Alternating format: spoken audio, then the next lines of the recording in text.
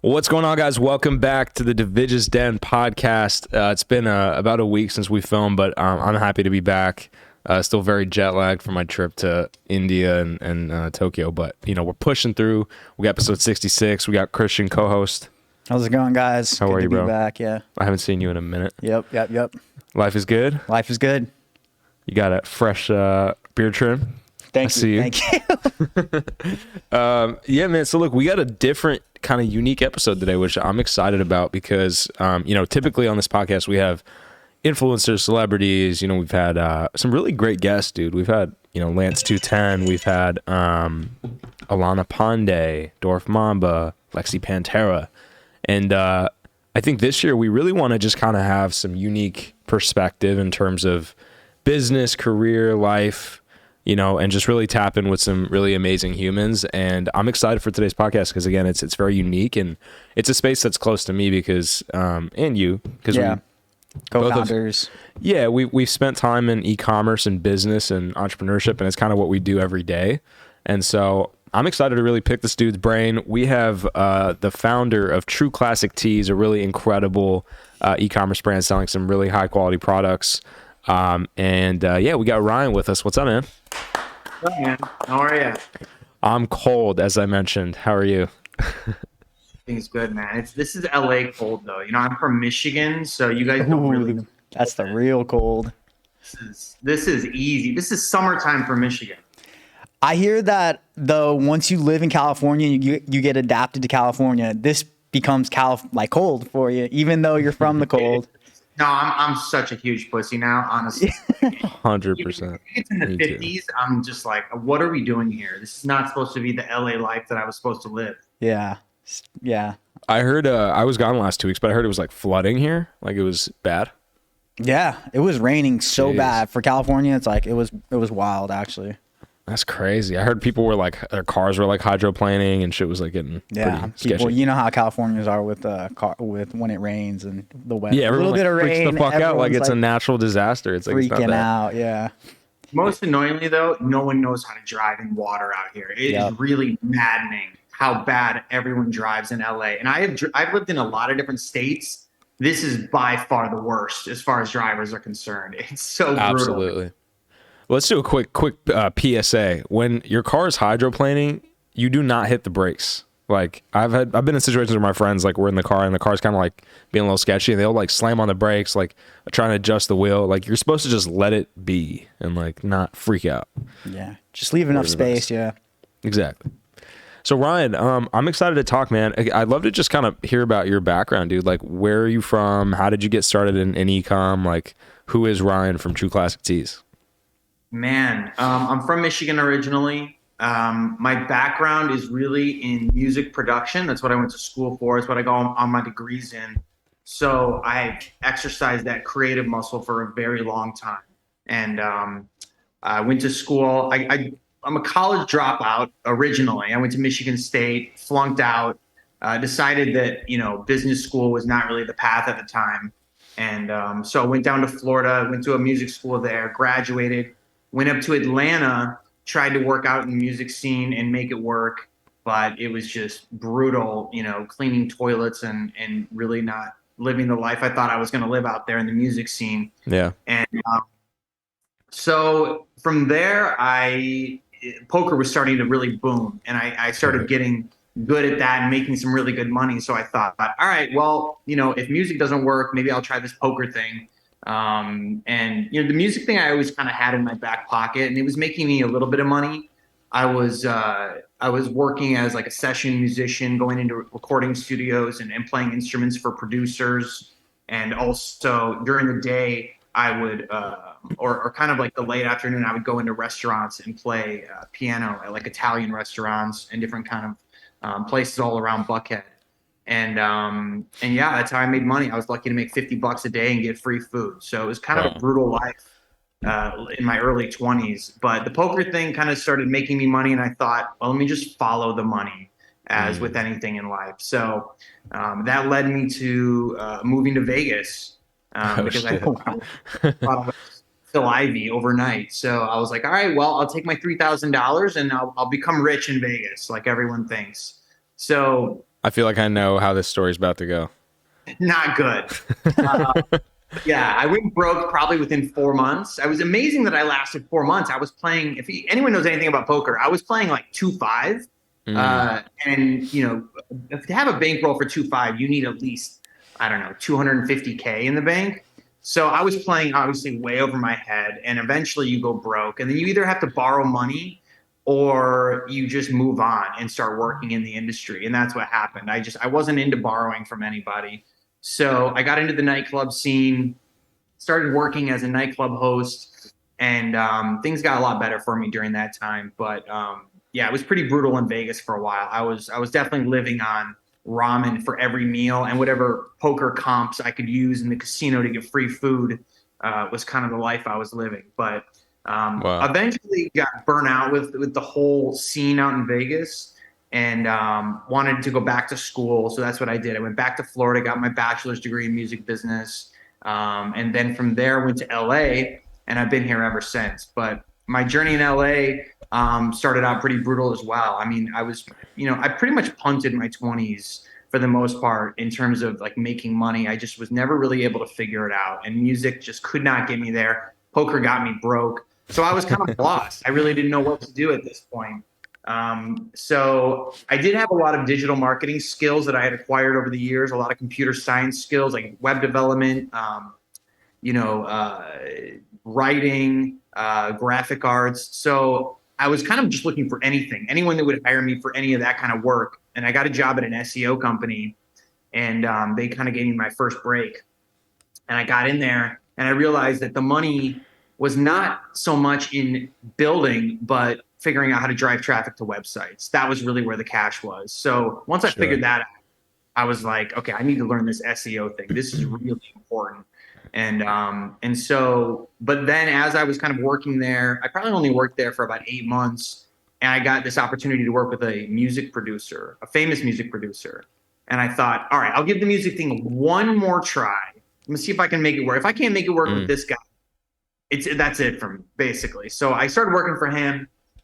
And if anyone knows anything about being like a PA in LA, I wouldn't wish it upon my worst enemy. I was living driver.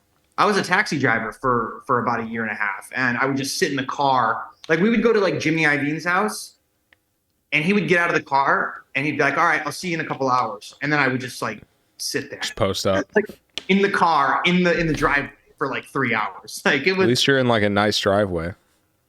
Yeah, it was a nice driver. He had a lot of security. His security felt bad for me. They would like. Can I get his address? I'm trying to sign to Interscope. Good luck getting to Jimmy. But yeah, that was the life. I mean, it was like, sit around, do what you're told, and I was fine with that for a little while. But he didn't treat his people well. And it just, it really showed me what the music industry was made of, and it was kind of brutal. So I was like, I got to figure out a way out of this. And then so I started my own SEO company, and I just started working my way up to page 1 of Google. And then as I kind of moved up the ladder, I started generating leads, and through those leads, they became clients. And, I started stacking up the retainers until I was able to quit.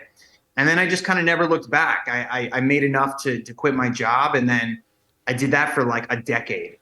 And it made a very nice living for me. And I have like 8 employees at SEO Direct, and it kind of runs itself now. And yeah, that was kind of my digital marketing journey. And then, the True Classic thing came up because I knew I wanted to get into e-com. I knew I wanted to serve consumers. I felt like I had the right DNA for it. I felt like I would do a better job than most of the people out there, and no matter what, field that I was in on the consumer goods side. So the True Classic thing happened very organically. I was really kind of looking for a product, and then I just kind of started looking at myself and saying, what do I like, and what do I think I can improve on? And then the shirt thing came up because I just felt like there was a lot of white space where this middle market area, where not Hanes, but not James Purse, but somewhere in that middle ground, I just felt like it was being neglected, and the prices for the premiums were just outrageous, and they were just gouging their customers. So that's what started it. And I built the IP, built the website, got it all ready, and then realized there's no way I can do this by myself. So I called up my buddy Matt, who was a longtime family friend, And I'm like, do you know anyone in apparel? Because I'm about to launch this company. I know nothing really about apparel, but I know how to market. I know how to take care of customers, and I know how to work hard. And so he introduced me to Nick, who became one of my partners. And so his whole background was apparel and manufacturing. So it was really the perfect fit. And then Matt's background was everything finance and startup and M&A. So it's just really the perfect DNA to really start this thing and get it off on the right track, bootstrapped. So we didn't need to raise anything. Yeah. Dude, that's such a great story. I kind of want to go back to the poker thing for a second, because me and Christian have like a weird obsession with Vegas, and we've had some pretty fucking crazy experiences there, which we won't talk about. But, you know, it's when you were talking, I immediately was thinking about Dan Bilzerian for some reason. And so I'm curious, do you have any like crazy stories you could share about Vegas? Like any fucked up shit that happened? I could talk for years about Vegas. I mean, on the poker side, nothing really too crazy. What I will say about poker is that it taught me a lot of high risk tolerance, and it taught me how to keep failing over and over and just kind of being okay with it, which is super important skill set in business. You know, as you know, it's all about failing essentially until you get there. So, you know, crazy stories in poker. I mean, listen, I was playing with my lunch or my rent money and my lunch money. So it was insane what I was doing. Looking back, I was just gambling everything on any given hand, and it was making or breaking me on any given day. So it was a brutal life. But as far as like nightclub stories and things like that, I mean, man, I have a lot of those. I mean, what can I even say? I don't even know. We had a lot of times where I would have to bring girls. So my job essentially starting out was what they called a guy girl, meaning I had to go get girls to the club. Promoter. Right? That's job. Approach women, get them over to the club so that we could put them into the VIP sections with all the bottle spenders. So they had a team of us, and we would go out and just approach women all day. And they'd show up, and then we'd put them, we try to put them in VIP. This one night I had a big group with me, and I had one of the people that worked with me be like, hey, Eddie Murphy and Arsenio Hall are over at the Wynn. They're partying. Do you have any people you want to go over there with? And I was like, I got a big group of girls right here. Let's go. And so we went over there. I don't know if you guys have ever seen what the Wynn mansions look like, or the villas, I think they call them. No, but I haven't. Yeah. This is a different world than people even understand. This is like having a house inside the casino. It's really something out of a fairy tale. I mean, you walk in there and you just can't even believe it exists. Like, it has its own pool. It has like 4 bedrooms, 3,500 square feet, marble floors. I mean, it's not a hotel room. It is literally a house. And so I show up there, and Arsenio is like, his eyes are like saucers. Like they were. My boy was stoked. Yeah, he was excited to see me because I had like 9 girls behind me, and I knock on the door, and he opens up, and I'm like, hey, I got some friends, and he's like, come in, my man, like come hang out. And let's just say that I can't get into too much of the details. I don't want to air out any dirty laundry. But, let's just say that, those girls had a lot of fun, and there was definitely like a revolving door on that bedroom. It just kind of kept opening and closing, and people kept coming in and going out. And jeez, man, it was really out of a movie. They had like this insane food spread. I mean, like Thanksgiving dinner on steroids, and it was just for like a few hours.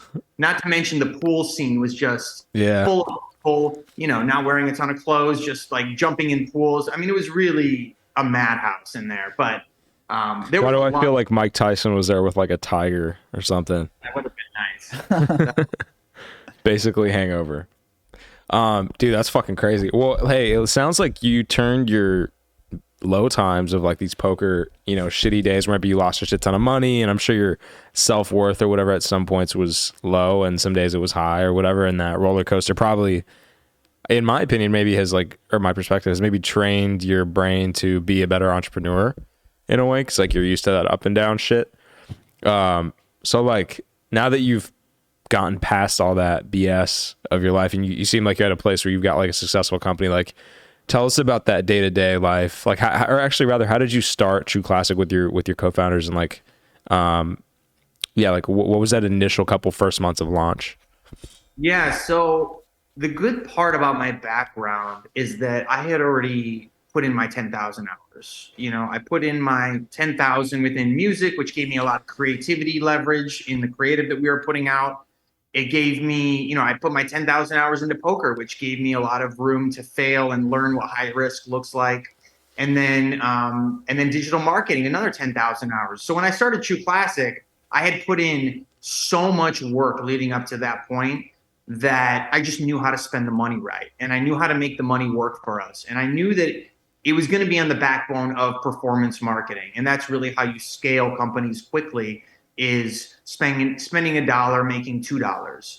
So, luckily for me, I'm living in a time where Facebook AI is just off the charts amazing on every level when it comes to targeting and getting conversions on social. So, I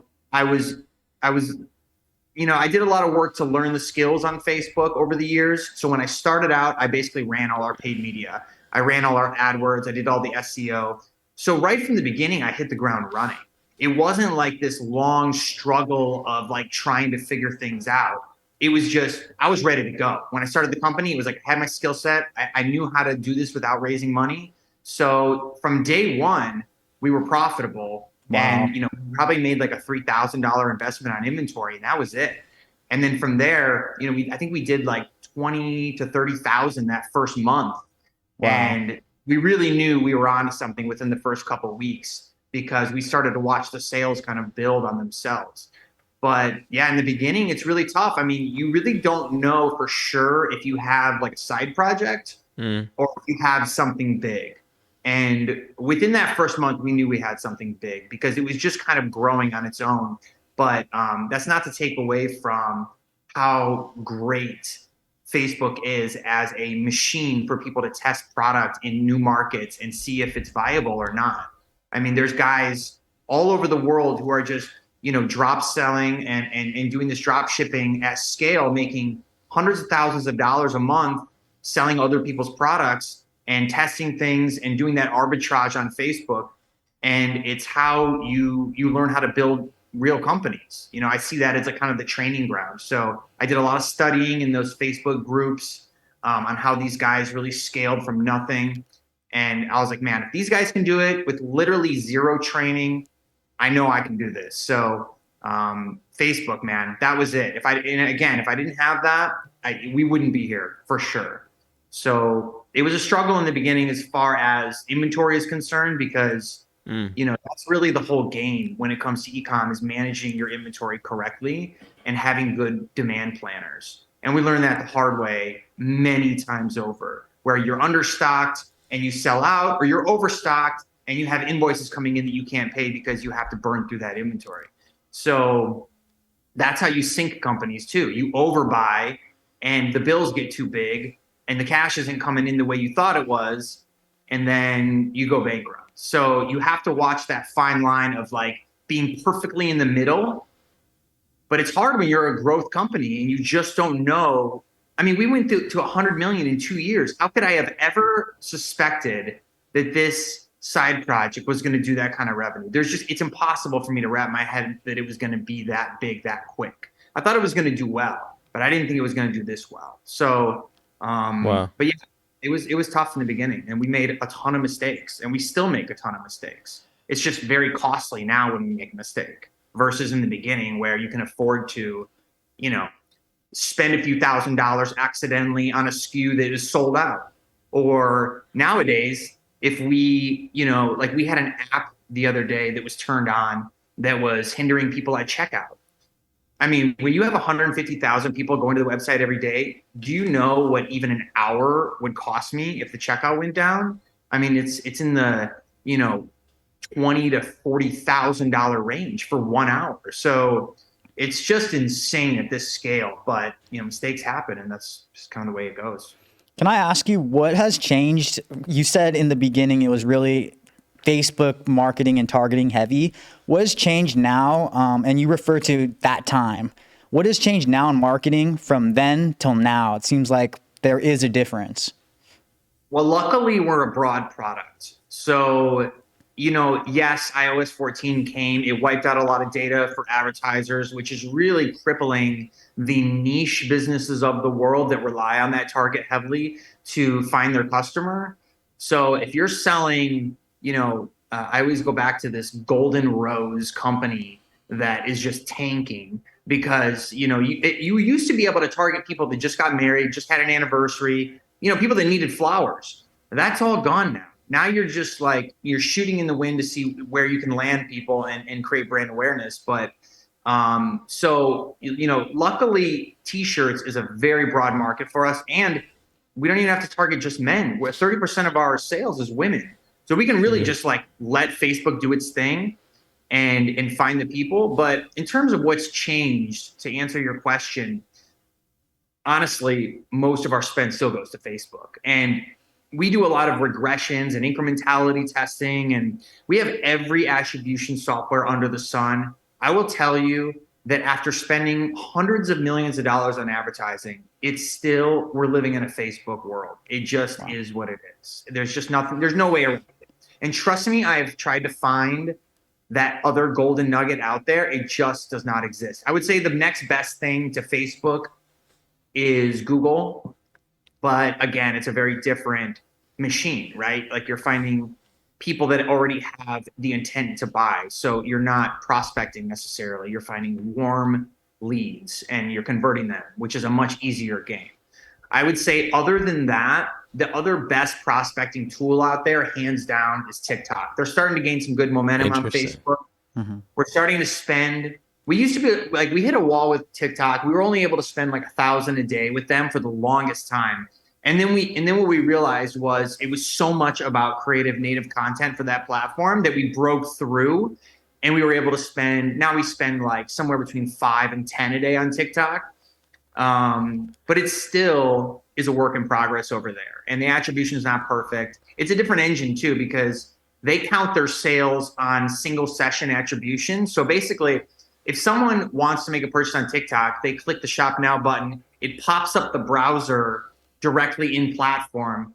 And if they don't convert in that one time period, then TikTok doesn't count it. So there's so much lost data in there that you can't attribute to, which hinders our ability to spend and say, hey, TikTok's really working well. But I will say one thing, this was a game changer. And I try to tell more people about this in e-com. Having lived through, I don't know how much you guys understand about attribution and like windows of time, like 7-day windows, 1-day clicks, 7-day views, any of that stuff.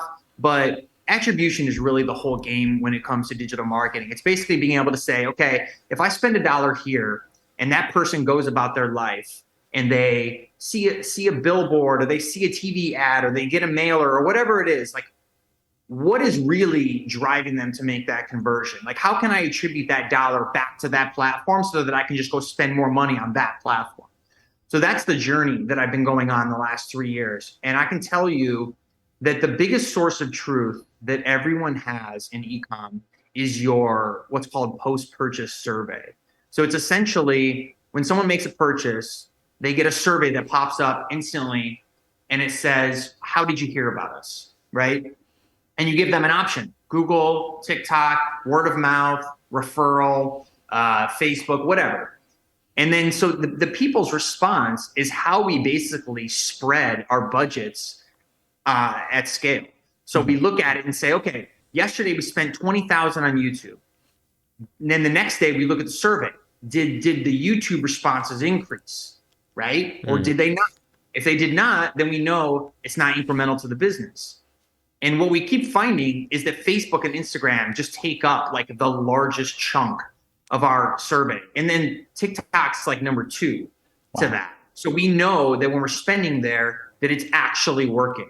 So we don't trust any of these platforms anymore. Like if you look at the attribution in your platforms, they will lie to you. And they'll basically say that, yes, you got a conversion here. Well, in reality, they were just one touch point in the journey. So they're counting that attribution so that you'll come back and spend more money with them. Wow, right? that's So sneaky. you have to watch these platforms very carefully. And the more you drill into them, the more you realize they're just lying to you, and that you have to do your own work on the website and with your customers to really get a feel for where those sales are coming from. That's such a great point, dude. That's so sneaky. It's so interesting. Yeah. Dude, I mean, if we live in that world now where it's like I feel like it's always been this way. Like corporations really do take advantage. Even, dude, something that's crazy that happens with me, which has nothing to do with this conversation, but like my credit card, I've had it on auto pay, for example, with this fucking gym called Mayweather Boxing Gym, the worst gym ever. Don't ever go. And like, even though I called and canceled my, my membership, I like emailed them, don't do this. Like I all this stuff, my card, I noticed has been getting charged every month for like the last 24 months, like $100 a month. And I didn't even know about it. And like, I think that's a great example of like us founders are really like at the mercy of these large companies. And like you said, you really have to like be on their ass and like kind of check them, you know what I mean? In like a way. And so I think it's a great point. Absolutely. These things were set up like this for a reason, right? Like they are really built on trying to prove to you that they are the best at what they do and that your money is doubling and tripling all because of them, right? So you have to go deep and deep and deep. And it's just funny that like we used to spend, so Google 360 is one of the stronger attribution softwares out there. It costs like $13,000 a month.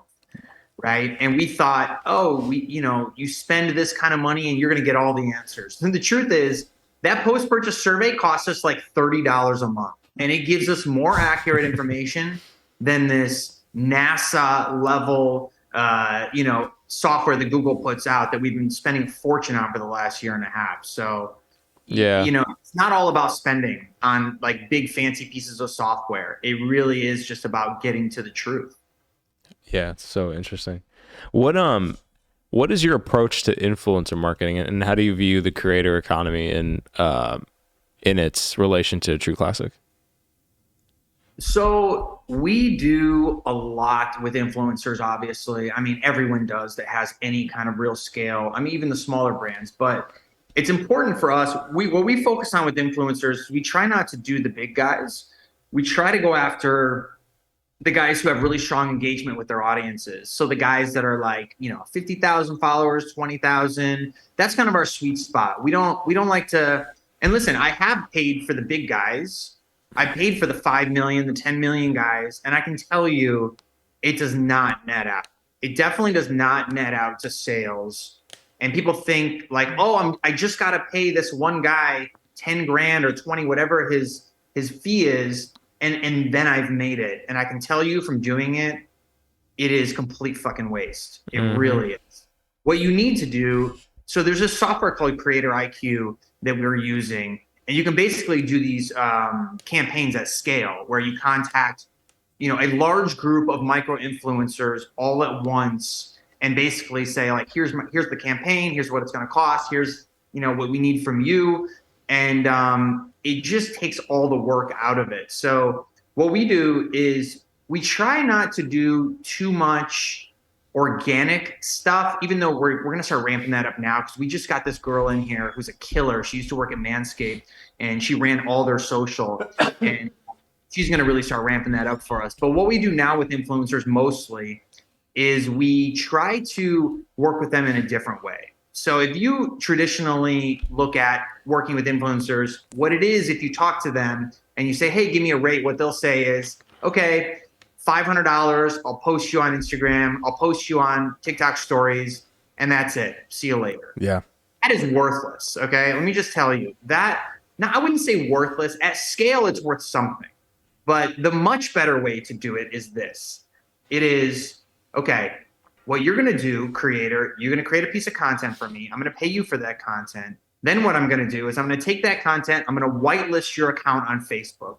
I'm going to run paid media against your content. And guess what? Then I'm going to be able to quantify the results directly in Facebook. So I'm not just like having this person post into the ether and see if a coupon code shows up or not in the back end. I can actually run you through the Facebook machine with your creative selling True Classic. And then I can look and see, okay, this is generating a 0.7 return or On the good side, it's generating a 3-to-1 return.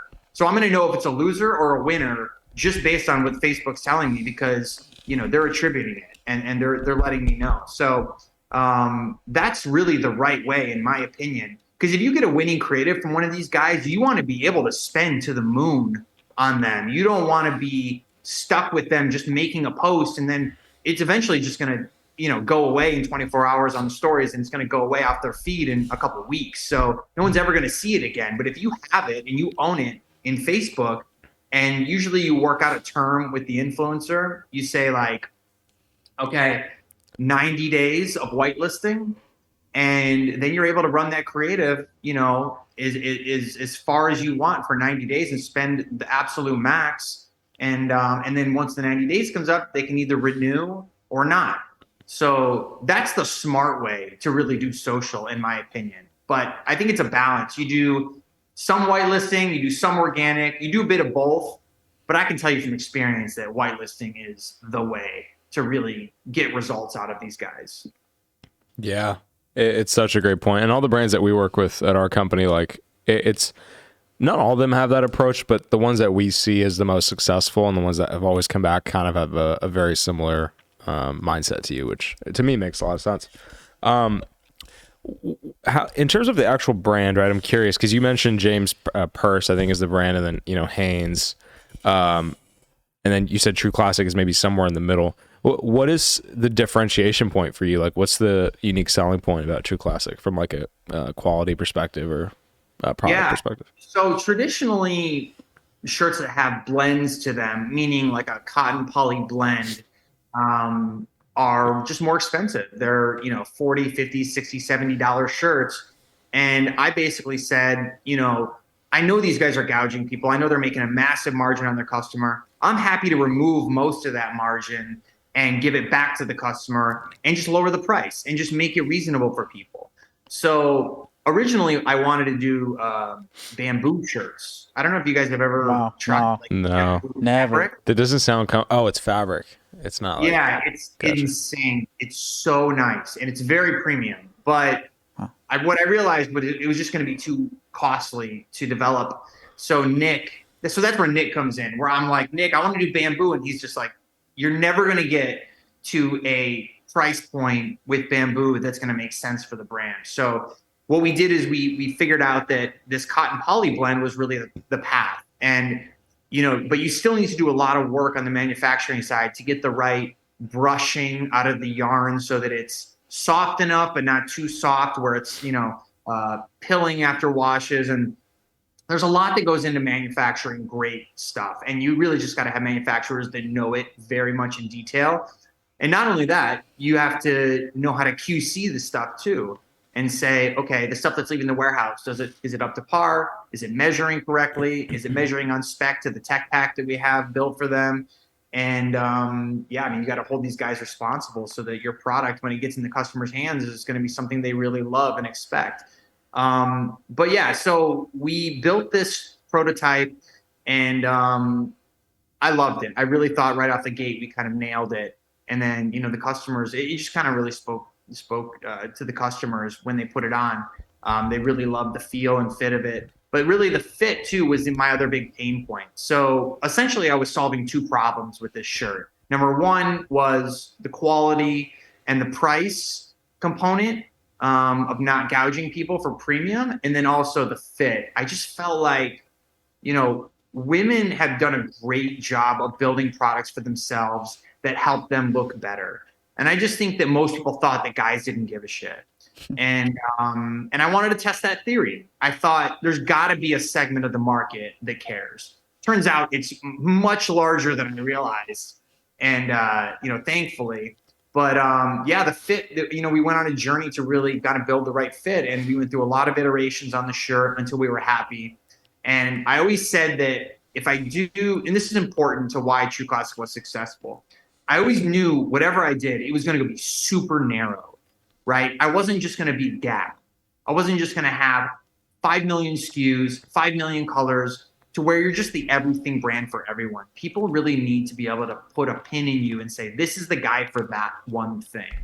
So I wanted to be the guy that had the shirt that fit the right way. And then anything we put out from thereafter would have the same fit. So the long sleeves, the sweatshirts, the coats, it would all have the same fit like across the board. And that's how you know if you're going to buy something True Classic, you're getting consistency. So the fit thing was huge. I mean, I really didn't anticipate it really being as impactful as it was. I mean, what it ended up manifesting into was guys feeling better about themselves because the shirt made them look better, right? Like originally I was just like, yeah, I just want to make something that fits.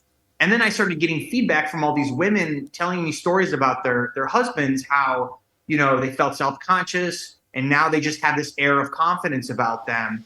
Just this little tweak in a shirt somehow empowered them. Yeah. And that's when I realized we were really onto something. And I realized at that point too that we weren't really selling shirts anymore. We were really selling kind of confidence and empowerment. And that's how the brand really evolved.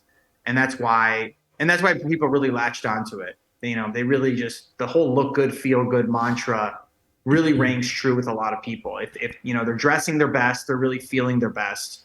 And I think most people just don't think guys really live in that world. They're just kind of there. Who gives a shit? They don't care about clothes. But yeah. Can I ask? I noticed on your about, like, you guys are really heavily like involved in the military, donating back.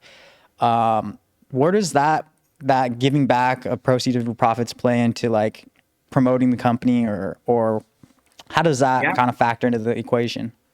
So it really goes back to my parents. My parents were huge proponents of philanthropy growing up. Even though we grew up in a small town, they really took care of a lot of people, and they took us to soup kitchens.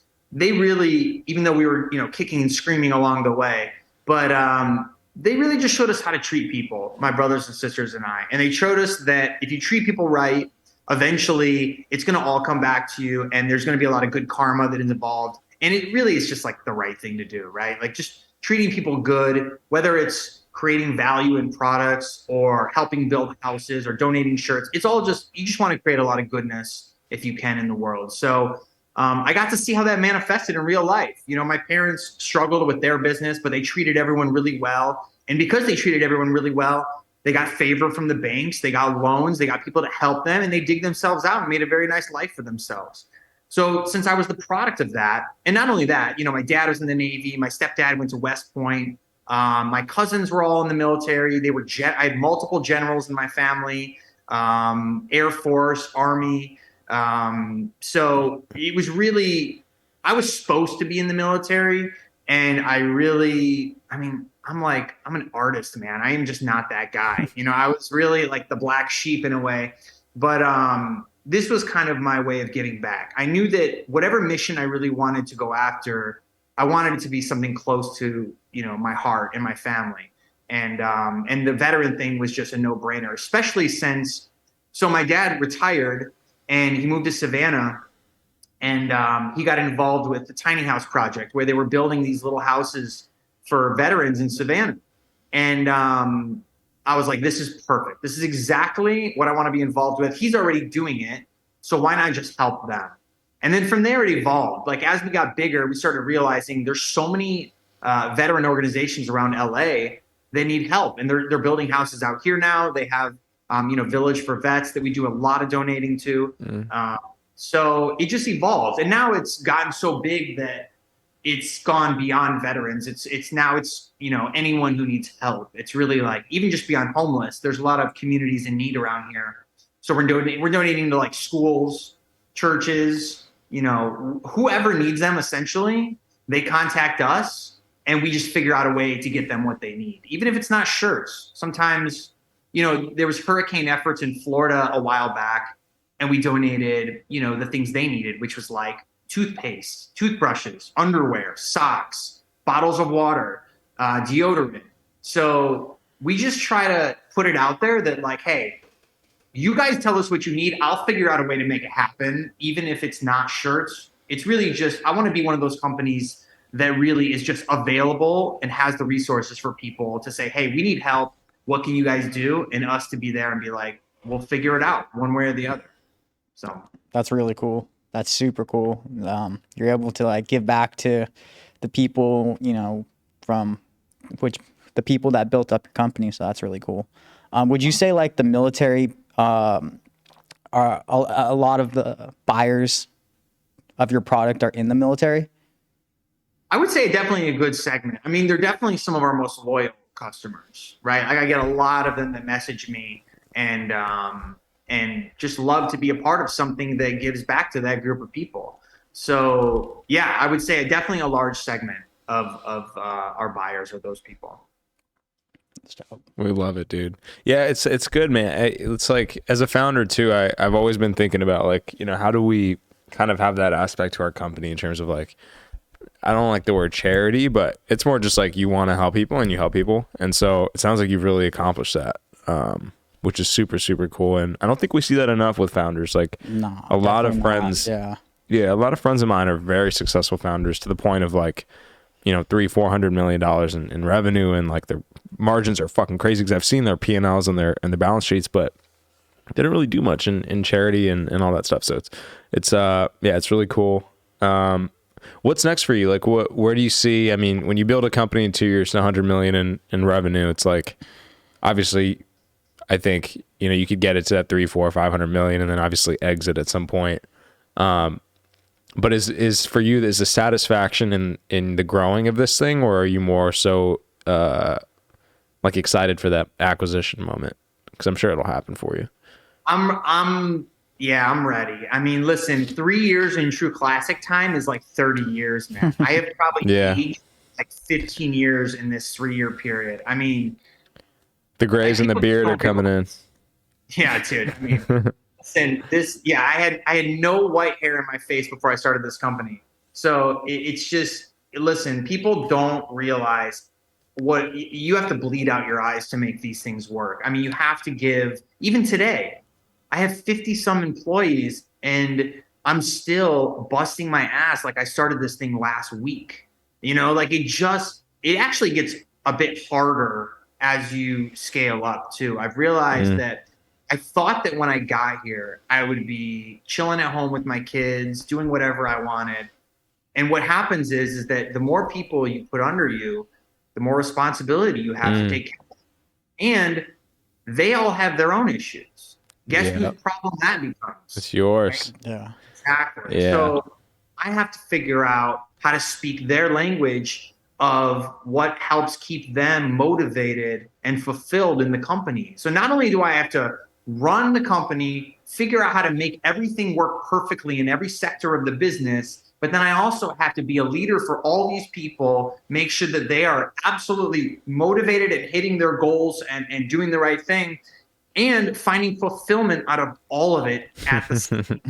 It's crazy how, as a founder, this is such a great point. You almost become like a therapist at that level, right? It's like, you know, and I deal with it too. We don't have 50, we have, 9 employees. And I've realized that and my mentor told me this, like when you hit this point of like, you've got people underneath you, not underneath you, but in your company who are working, spending time in these 3 buckets is like where he thinks it is the most valuable. It's firefighting. So, you wake up, you're dealing with bullshit, you're figuring it out. Strategy. So like, how do you keep growing the business over time? And then the third is coaching. And it's like, how do you make people happy? How do you get them to do better? And so do you feel like your problems have shifted from when you started the company, where I'm sure you were trying to maximize your SEO or your paid media, but maybe now your problems are like, your head of social is like, his dog died, and it's like you got to have a 30-minute phone call to talk about his dog. Like, have your problems shifted? Completely shifted. I mean, I'm a lot less tactical because we have teams to do that now, and we have agencies. I'm much more turning up the EQ and just trying to be as aware as possible of what everyone needs and trying to make sure everyone's happy all the time. It is a thankless, tireless, endless job to make sure people are happy because there's so much out of your control. And the more you peel back layers on humans, the more you realize that it's not you, it's not the business. They're going through things in their own life, and it just manifests in the business because they spend most of their time working. So you just get a little glimpse of it. But the more questions I ask, the more I pry and say, hey, how's everything? Sometimes they'll just like let it all out, and they're just waiting for that one person to come along and be there for them and say, hey, is everything okay?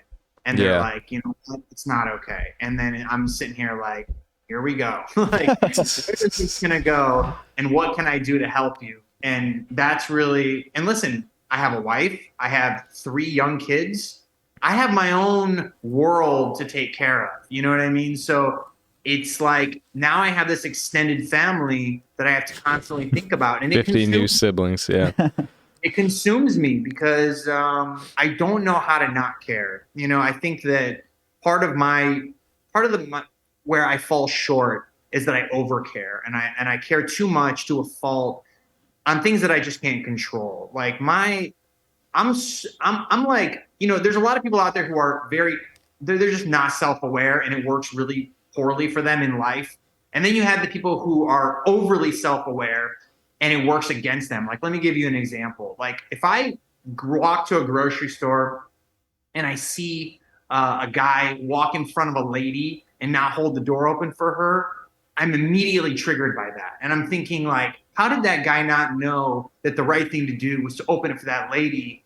And like, why didn't he do that? And I'm like sitting there thinking about it as I'm picking fruit and putting it in, like, it's just kind of my DNA, unfortunately. But it works well in business. It really has helped me in the sense that I go so deep for my customers, and I'm on Twitter replying to everybody. I'm on LinkedIn replying, and I'm asking questions. What can I do to gain your business? And it works really well in business, not so much in regular life. Like, it really, like, if I see the wife cut someone off in traffic, I'm like, dude, like, what? Are we, like you didn't see that person, like, they're so upset now, like, that you did. Like, I'm just, you know, it really works against me in life, but I think you have it for business, at least, because it works really well.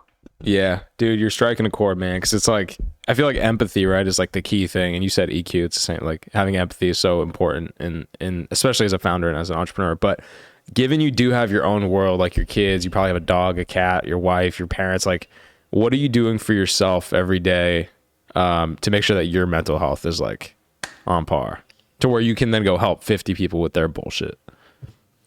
Not enough, that's for sure. I mean, I don't know, man. I just don't want to burden people with my problems. I'm just, you know, I realize that people have so much going on in their life and they have so many things they're fighting with. The last thing I want to do is contribute to that. Yeah. So, I mean, the only people I really vent to are like maybe 2 or 3 people in my life that are, you know, in similar positions to me, that understand where I'm at, like that, you know, being at the very top is one of the most lonely jobs there is. But I'm not complaining. Like, this is an amazing life I'm living, but it's the reality, because you just really people just can't comprehend that it never ends, especially with ecom. Like, there's just no days, right? Like, it's every day, all day. Like, I can't just shut the site off for 24 hours and chill out. Like, it's just, even holidays. Like, my wife's like, you're working today? I'm like, is the site on? Because if it is, I'm working.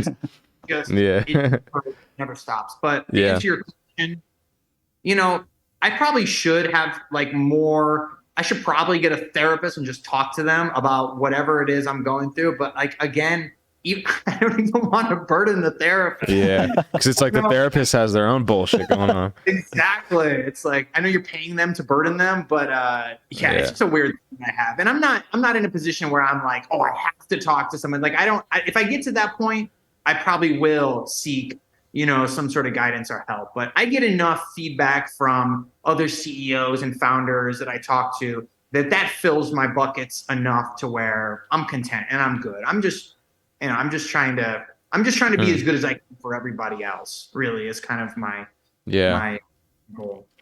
That's awesome, man. I do have one last question. Given you've built a company to, you know, that level of dollars, which is very rare, you know, in 2 years, especially given most startups fail in 5, like, have you bought anything? Like, have you splurged? Have you bought a fucking Lamborghini, like a fucking boat? No, not yet. I mean, I'm not a big spender. You know, I'm just really not. I do have a couple cars, but what do you got? I had cars before True Classic, because if you remember, I was saying that I built that SEO direct company over a 10-year period. So I did very well for myself. So I've owned a couple different Ferraris over the years. I have an F8 Tributo now. Sexy. I have a Porsche Turbo S Taycan now, which is a lot of fun. It's actually faster than the Ferrari. Wait, no, is that that's an electric car? Yeah, yeah. And how does an electric car have a turbo? I mean, yeah, it's technically it's just basically what turbo means is just faster than the base model. Oh, gotcha. That's just really marketing for them, and it is. It's insanely fast, and I love that car. But to answer your question, I haven't really, I don't buy a lot of stuff. I'm not really materialistic at all. I got a couple watches, nothing crazy, but yeah, no big boat purchases yet. No plans. Sounds like it may be coming soon though. Plus, I don't think that the more I think about it too, it's like, it doesn't make sense nowadays for that kind of stuff. Like, why would you spend money on a plane or a boat when you can just rent them for pennies on the dollar and not accrue overhead? Like, it just, to me, it doesn't make sense. It's especially like my wife sometimes wants to like get a house in Big Bear or like something like that. And I'm like, why? Like, we have Airbnb now. You don't need to buy anything. You just rent, see if you like it, and then get a different house the next week. Like, it just doesn't make sense to splurge on big purchases anymore, in my opinion. Yeah. I feel it. Yeah. Dude, this has been great. Yeah, I know you're a busy guy, and I know we got some fun stuff. I got to go see my mom. So I think, I guess before we wrap, man, I'd love to hear like any words of advice. I think we have some budding entrepreneurs that listen to us. And so, yeah, any advice for those guys that are just or girls that are just starting out? Yeah, man, I do have advice for those guys. I think people overthink business, and they think that, you just got to create something and everyone will come running. Like the whole, field of dreams. If you build it, they will come. And that's just not reality. What you have to really think about I get a lot of entrepreneurs that approach me and they're like, I have this idea. What if you did this, this, and that, and I did this? Would that work? And my response is always the same. It's like, anything can work, right? It's just about creating more value and improving on something. So like, look what I did.